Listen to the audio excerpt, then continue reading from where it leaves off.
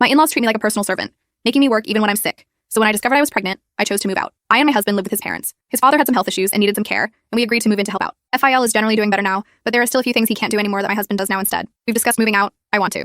But my in-laws are very resistant to the idea, stating that there's plenty of room here and they don't know what they do without us, etc. While we don't pay his parents to live here, their decision, we pay for groceries for everyone and several household bills, electricity, internet, TV packages, etc. I also do all the household cleaning and cooking. I arrange and take all their pets to their veterinary appointments too. I work from home, so this is easier for me, and I can be flexible. We also pay half of any house modifications, upgrades, as it'll be your house one day. Recently, I have begun to resent the fact that once they are all done with work, they can come home and relax, whereas I finish work, have to cook and clean, and have no help. On the weekends, I spend half of the day cleaning the house while they do what they want. This all came to a head last week. I was really unwell. I felt the worst I've ever felt, and wanted nothing more than to sleep. However, once it got around to dinner time, I was woken by my MIL to ask when I was getting up to make dinner. I didn't want to cause an argument, so I just got up and made dinner for them. But as I was in the kitchen struggling not to pass out, the three of them sat watching a movie, waiting for me to bring in their food. I didn't say anything at first. I waited until my husband and I were alone to bring up my concerns with the lack of help. My husband apologized and offered to help more, which I accepted. But the next day was an exact repeat. I had to drag myself out of bed to cook. And once I'd brought in their food, my MIL said, "Oh, you look truly awful. Poor you. Oh, by the way, later, would you mind giving everywhere an extra clean?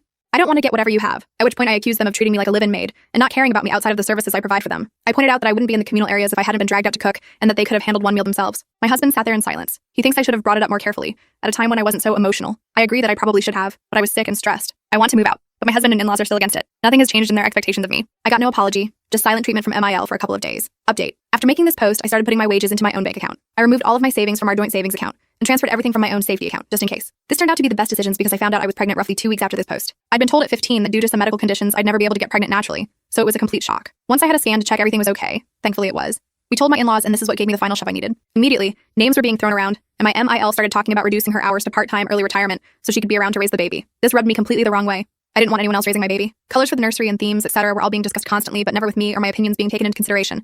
And within a week, I felt as though I was just an incubator. The final straw happened when my husband's cousin and mother-in-law went shopping. I had been looking at the different kinds of breast pumps before being told that I would be bottle feeding so everyone could help out. I didn't want to cause a scene in the middle of the shop, so I moved on to outfits. But everything I picked up or looked at was either the wrong color or style or something. I'd picked out one outfit, which would be my first baby purchase, and MIL snatched it out of my hands before I could pay, telling me that it was the wrong sort of outfit. It wasn't gender neutral enough, and if the baby is a boy like we're hoping, then it's far too feminine. I didn't need to be told what I could and couldn't dress my own child in, nor did I appreciate the suggestion that they would all prefer a boy, let alone being told how I would be feeding my child. So, I left. I tried talking to my husband on 3 separate occasions, and he either made excuses or blew me off entirely. I packed my bags and went to stay with my sister for a week. My husband called once and asked me to go home. Once. I made it clear I wouldn't be returning to live in that house and that I would raise the baby on my own if he didn't want to leave, but I would not allow my child to be raised in such a toxic environment. As a big surprise to no one, he stayed put. After that, I got spammed with texts in the family group chat, but I left and deleted them all. I've started the divorce process, and hopefully, as I've saved everything disgusting messages from either my ex or his family about both myself and my baby, they won't get any form of custody. Although since I announced the gender, they've all gone quite silent. I now have a small 3-bedroom house. I'm only renting for now while I wait for the divorce to finalize, but it's plenty big enough for the 2 of us. My daughter will grow up surrounded by my family and plenty of cousins to play with. The house is pretty bare at the minute as I only got the keys a couple of days ago,